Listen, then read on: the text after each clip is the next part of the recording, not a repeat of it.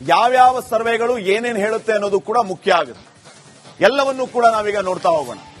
ಮೊದಲನೇದಾಗಿ ಚಾಣಕ್ಯ, ಎನ್ಡಿಎ ಒಕ್ಕೂಟ, ಇಂಡಿ ಒಕ್ಕೂಟ, ಹಾಗೇನೆ ಅದರ್ಸ್. ಈ ಸರ್ವೆ ಯಾವ್ಯಾವ ಪಕ್ಷಕ್ಕೆ ಎಷ್ಟೆಷ್ಟು ಸ್ಥಾನಗಳನ್ನ ಕೊಟ್ಟಿದೆ ಈಗ ನೋಡ್ತಾ ಹೋಗೋಣ. ಚಾಣಕ್ಯ, ಎನ್ಡಿಎ 130ರಿಂದ 138 ಸ್ಥಾನಗಳನ್ನ ಗೆಲ್ಲುತ್ತೆ ಅಂತ ಚಾಣಕ್ಯ ಸರ್ವೆ ಹೇಳ್ತಾ ಇದೆ ಎನ್ಡಿಎಗೆ. ಇನ್ನ ಇಂಡಿ ಒಕ್ಕೂಟ 100ರಿಂದ 108 ಸ್ಥಾನಗಳನ್ನ ಮಾತ್ರ ಗಳಿಸಬಹುದು ಅಂತ ಹೇಳ್ತಾ ಇದೆ. ಇನ್ನ ಅದರ್ಸ್ 3ರಿಂದ 5. ಸೊ ಚಾಣಕ್ಯ ಸರ್ವೆ ಹೇಳ್ತಾ ಇರೋದು ಎನ್ಡಿಎ ಒಕ್ಕೂಟ ಹೆಚ್ಚು ಸ್ಥಾನಗಳನ್ನ ಗಳಿಸುತ್ತೆ ಅಂತ.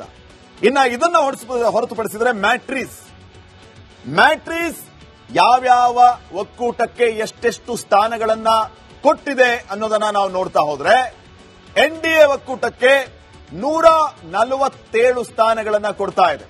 147ರಿಂದ 167 ಸ್ಥಾನಗಳನ್ನ ಈಗ ಎನ್ಡಿಎ ಕೊಟ್ರೆ, ಇಂಡಿ ಒಕ್ಕೂಟ 70ರಿಂದ 90 ಸ್ಥಾನಗಳನ್ನ ಗಳಿಸಬಹುದು.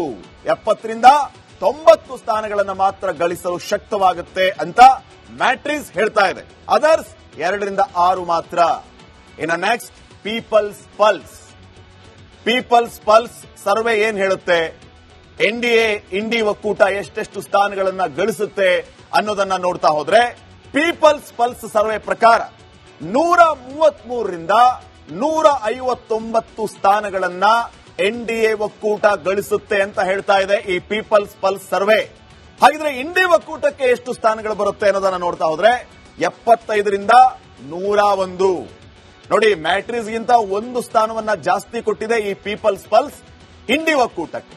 ಇನ್ನ ಚಾಣಕ್ಯ ಅಂತೂ 100ರಿಂದ 108 ಅಂತ ಕೊಟ್ಟಿದೆ. ಇನ್ನ 2ರಿಂದ 6 ಇತರೆ ಅಂತ ಈಗ ಪೀಪಲ್ಸ್ ಪಲ್ಸ್ ಹೇಳ್ತಾ ಇದೆ. ಇನ್ನ ನೆಕ್ಸ್ಟ್ ಪ್ರಜಾಪೋಲ್ ಪ್ರಕಾರ ಯಾರು ಕಮಾಲ್ ಮಾಡ್ಲಿಕ್ಕಿದ್ದಾರೆ ಬಿಹಾರ್ನಲ್ಲಿ ನೋಡ್ತಾ ಹೋದ್ರೆ, ಇವರು ಅಕ್ಯುರೇಟ್ ಆಗಿ ನಂಬರ್ ಕೊಟ್ಬಿಟ್ಟಿದ್ದಾರೆ. ಕ್ಲೀನ್ ಸ್ವಿಪ್ ಮಾಡೋ ಲೆಕ್ಕಾಚಾರ 186 ಸ್ಥಾನಗಳನ್ನ ಎನ್ಡಿಎ ಪಡೆಯುತ್ತೆ ಅಂತ ಹೇಳ್ತಾ ಇದ್ದಾರೆ. 186, ಕೇವಲ 50 ಅಂತೆ ಇಂಡಿ ಒಕ್ಕೂಟ. ನೋಡಿ ಎಷ್ಟು ಜಮೀನ್ ಆಸ್ಮಾನ್ ಫರಕ್ ಈ ಪ್ರಜಾಪೋಲ್ ಪ್ರಕಾರ. 186 ಸ್ಥಾನಗಳನ್ನ ಎನ್ಡಿಎ ಪಡೆಯುವ ಮೂಲಕ ಸರಳ ಬಹುಮತ, ಆಬ್ಸಲ್ಯೂಟ್ ಮೆಜಾರಿಟಿಯನ್ನ ತೆಗೆಳುತ್ತೆ.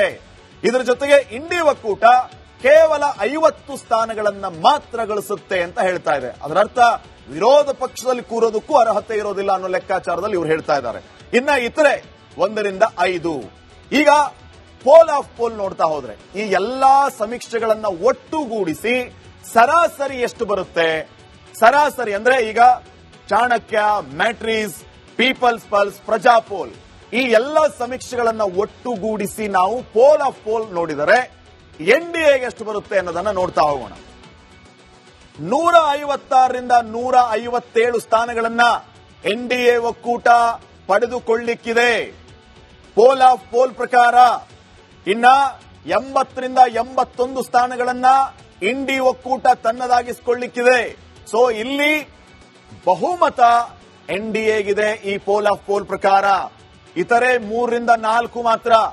ಸೊ ಈಗ ಮೊದಲ 4 ಸರ್ವೆ ಸಂಸ್ಥೆಗಳ ಲೆಕ್ಕಾಚಾರವನ್ನ ನೋಡಿದಾಗ ಪೋಲ್ ಆಫ್ ಪೋಲ್ ಏನ್ ಹೇಳ್ತಾ ಇದೆ, 156ರಿಂದ 157 ಎನ್ಡಿಎಗೆ, ಹಾಗೇನೆ ಕೇವಲ 80ರಿಂದ 81 ಇಂಡಿ ಒಕ್ಕೂಟಕ್ಕೆ ಅಂತ ಹೇಳಿ. ಅಲ್ಲಿಗೆ ಎನ್ಡಿಎ ಒಕ್ಕೂಟದ ಕೈ ಮೇಲಾಯಿತು. ನಾವು ಆರಂಭದಲ್ಲಿ ಹೇಳ್ತಾ ಇದ್ವಿ ವೀಕ್ಷಕರೇ, ಜೆಡಿಯು ಪಾರ್ಟಿ ಮೊದಲ ಸ್ಥಾನದಲ್ಲಿ ಇರುತ್ತೆ, ಬಾಣ ಕಮಾಲ್ ಮಾಡುತ್ತೆ ಅನ್ನುವಂತ ಮಾತನ್ನ ಹೇಳ್ತಾ ಇದ್ವಿ.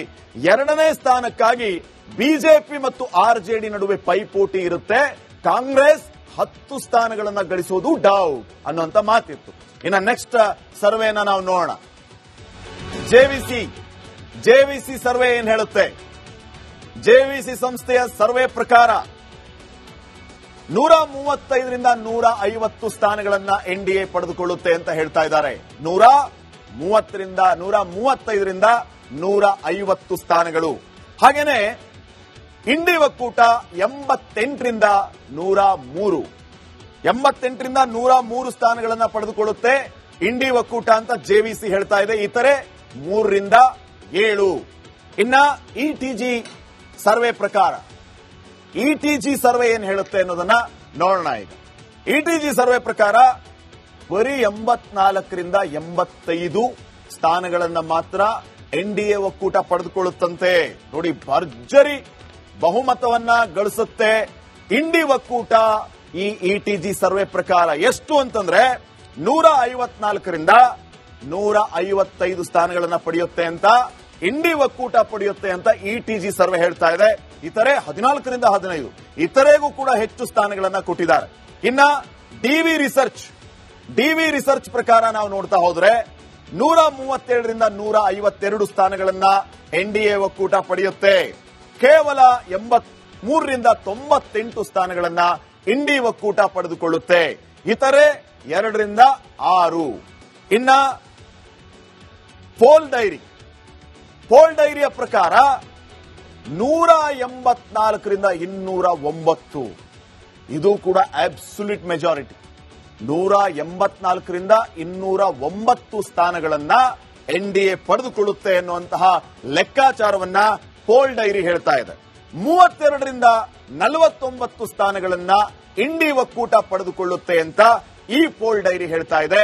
ಇನ್ನ ಇತರೆ ಎಷ್ಟು ಜನ ಗೆಲ್ಲಬಹುದು ಅಂದ್ರೆ ಕೇವಲ 1 ಅಥವಾ 5 ಸ್ಥಾನಗಳು ಅಂತ ಹೇಳ್ತಾ ಇದೆ. ಇನ್ನ ಈ ಎಲ್ಲಾ ಸಂಸ್ಥೆಗಳ ಪೋಲ್ ಆಫ್ ಪೋಲ್ ಅನ್ನ ನೋಡ್ತಾ ಹೋದ್ರೆ ಅಂದ್ರೆ ಜೆವಿಸಿ, ಇಟಿಜಿ, ಡಿವಿ ರಿಸರ್ಚ್ ಹಾಗೇನೆ ಪೋಲ್ ಡೈರಿ, ಇದರ ಪೋಲ್ ಆಫ್ ಪೋಲ್ ಅನ್ನ ಈಗ ನೋಡ್ತಾ ಹೋಗೋಣ. ನೋಡಿ, ಎನ್ಡಿಎ ಒಕ್ಕೂಟಕ್ಕೆ ಬರೋಬ್ಬರಿ 141ರಿಂದ 142 ಸ್ಥಾನಗಳು.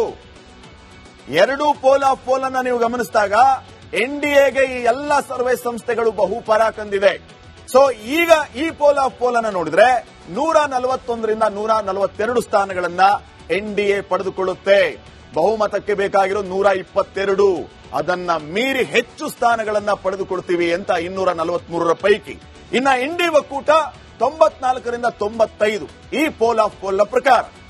ಇನ್ನ ಅದರ್ಸ್ 6ರಿಂದ 7. ಸೊ ಈ ಎಲ್ಲ ಸಮೀಕ್ಷೆಗಳು ಹೇಳ್ತಾ ಇರೋದೇನು ಅಂತಂದ್ರೆ ಈ ಸಾರಿಯೂ ಕೂಡ ಜೆಡಿಯು ಬಿಹಾರಲ್ಲಿ ಕಮಾಲ್ ಮಾಡುತ್ತೆ. ಪ್ರಾದೇಶಿಕ ಪಕ್ಷಗಳ ಆರ್ಭಟ ಬಿಹಾರಲ್ಲಿ ಯಾವಾಗ್ಲೂ ಕೂಡ ಇರುತ್ತೆ ಅನ್ನೋದರಲ್ಲಿ ಯಾವುದೇ ರೀತಿಯ ಸಂಶಯ ಇಲ್ಲ. ನಿತೀಶ್ ಕುಮಾರ್ ಯಾದವ್ ಅವರೇ ಮತ್ತೆ ಅಲ್ಲಿ ಕಮಾಲ್ ಮಾಡ್ತಾರೆ. ಈ ಸಂಖ್ಯಾಬಲದ ಮೂಲಕ ಮತ್ತೆ ಮುಖ್ಯಮಂತ್ರಿ ಆಗ್ತಾರೆ ಅನ್ನುವಂತ ಲೆಕ್ಕಾಚಾರ ಇದೆ. ಇಲ್ಲಿವರೆಗೂ ಎನ್ಡಿಎ ಒಕ್ಕೂಟ ಅಲ್ಲಿ ಮುಖ್ಯಮಂತ್ರಿ ಅಭ್ಯರ್ಥಿಯನ್ನ ಅನೌನ್ಸ್ ಮಾಡಲಿಲ್ಲ. ನಿತೀಶ್ ಕುಮಾರ್ ಅವರನ್ನೇ ಮುಖ್ಯಮಂತ್ರಿಯನ್ನಾಗಿ ಮುಂದುವರಿಸ್ತಾರಾ ಅಥವಾ ಅಚ್ಚರಿಯ ಅಭ್ಯರ್ಥಿಯನ್ನ ತಗೊಂಡ್ಬಂದು ಮುಖ್ಯಮಂತ್ರಿಯನ್ನಾಗಿ ಮಾಡ್ತಾರಾ ಅನ್ನುವಂತಹ ಮಾತು ಕೂಡ ಇದೆ. ಆಶ್ಚರ್ಯ, ಕುತೂಹಲಕ್ಕೆ ಕಾರಣ ಆಗ್ತಾ ಇದೆ. ಇನ್ನು ಈ ಕಡೆ ತೇಜಸ್ವಿ ಯಾದವ್ ಈ ಸಾರಿ ಒಂದು ಹೊಸ ಹುರುಪು ವಿಶ್ವಾಸದಲ್ಲಿದ್ದಾರೆ. ಯುವಕರೆಲ್ಲ ನಮಗೆ ಮಣೆ ಹಾಕಿದ್ದಾರೆ, ನಿತೀಶ್ ಕುಮಾರ್ ಅವರ ಆಡಳಿತಕ್ಕೆ ಫುಲ್ ಸ್ಟಾಪ್ ಇಡೋದಕ್ಕೆ ಮನೆಯಿಂದ ಎಲ್ಲರೂ ಕೂಡ ಧಾವಿಸಿದ್ದಾರೆ ಮತಗಟ್ಟೆಗಳಿಗೆ. ನಾವೇ ಈ ಸಾರಿ ಬಿಹಾರವನ್ನ ಆಳೋರು ಅಂತ ಹೇಳ್ತಾ ಇದ್ದಾರೆ. ಕಾಂಗ್ರೆಸ್ನ ಮೇಲೆ ಅವರಿಗೆ ವಿಶ್ವಾಸ ಇಲ್ಲ. ಕೈ ಜೋಡಿಸಿದ್ದಾರೆ, ಮಹಾಗಠಬಂಧನದಲ್ಲಿದ್ದಾರೆ ನಿಜ. ಆದ್ರೆ ಜೆಡಿಯುಗೆ ಪ್ರಬಲವಾಗಿ ಟಕ್ಕರ್ ಕೊಡೋದು ಆರ್ಜೆಡಿ. ಹಿಂಗಾಗಿ ತೇಜಸ್ವಿ ಯಾದವ್ಗೆ ಆ ವಿಶ್ವಾಸ ಇದೆ. ನಿತೀಶ್ ಕುಮಾರ್ ಅವರ ಆಡಳಿತ 20-25 ವರ್ಷದಿಂದ ಇವರೇನ್ ಪಲ್ಟೂರಾಮ್ ತರ ಆ ಕಡೆಯಿಂದ ಈ ಕಡೆ, ಈ ಕಡೆಯಿಂದ ಆ ಕಡೆ ಜಂಪ್ ಆಗಿ ಸಿಎಂ ಚೇರ್ ಅನ್ನ ಗಟ್ಟಿಯಾಗಿ ಹಿಡ್ಕೊಂಡಿದ್ರು. ಅದನ್ನ ಅಲ್ಲಾಡಿಸೋದಕ್ಕೆ ನಾವು ಬರ್ತಾ ಇದ್ದೀವಿ. ಬಿಹಾರ್ ಜನತೆ ನಮ್ಮ ಶಕ್ತಿಯಾಗಿದ್ದಾರೆ ಅಂತ ಮೊನ್ನೆಯಷ್ಟೇ ತೇಜಸ್ವಿ ಯಾದವ್ ಮಾತಾಡ್ತಾ ಇದ್ರು. ಇವತ್ತು 2ನೇ ಹಂತದ ಮತದಾನ ಮುಗಿದಿದೆ. ಎಕ್ಸಿಟ್ ಪೋಲ್ಗಳು ಎನ್ಡಿಎಗೆ ಬಹುಪರ ಅಂತ ಇವೆ. ಇನ್ನು ಒಂದೇ ದಿನ 14ನೇ ತಾರೀಕು ಗೊತ್ತಾಗ್ಬಿಡುತ್ತೆ ಈ ಸಾರಿ ಬಿಹಾರ್ ರಾಜ್ಯದಲ್ಲಿ ಯಾರ ದರ್ಬಾರ್ ಅಂತ ಹೇಳಿ.